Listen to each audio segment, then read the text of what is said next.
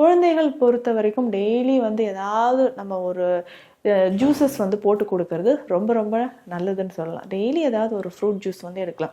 இதில் தினமும் வந்து பார்த்தோம்னா ஒரு நாளைக்கு நம்ம தர்பூசணியோ இல்லை முலாம்பழமோ இல்லை வெள்ளரிக்காய், நெல்லிக்காய் இதை எல்லாமே நம்ம வந்து குழந்தைகளுக்கு போட்டு கொடுக்கலாம். அதே மாதிரி உடல் உஷ்ணம் ஆகாத மாதிரியான உணவு முறைகள், கேழ்வரகுல செய்த கூழ் நம்ம வந்து கொடுக்கலாம். இதில் தயிர் சேர்த்து தினமும் காலையில் கொடுத்துட்டே வரும்பொழுது இதில் அதிகமான அயன் கண்டென்ட் இருக்குது. குழந்தைகளுக்கு நோய் எதிர்ப்பு சக்தியும் அதிகமாகுதுன்னு சொல்லலாம். அதே மாதிரி தவறாமல் தினமும் ஒரு நெல்லிக்காய், நெல்லிக்காய் வந்து குழந்தைகள் சாப்பிட மாட்டாங்க, இது ஜூஸ் மாதிரியோ இல்லை சித்த மருத்துவத்தில் இருக்கக்கூடிய நெல்லிக்காய் லேகியம் தவறாமல் இதை கொடுங்க.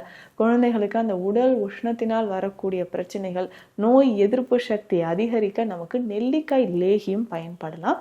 அதே மாதிரி ரொம்ப உஷ்ணம் இருக்குது, சரியாக தண்ணீர் கூட குடிக்காமல் இருப்பாங்க இல்லைங்களா? ஸோ அந்த மாதிரி உடல் உஷ்ணம் இருக்குது, உடல் மெலிந்து இருக்குது அப்படின்னு சொன்னால் அந்த நேரங்களில் நம்ம தேற்றான் கொட்டை லேகியத்தை பயன்படுத்தலாம்.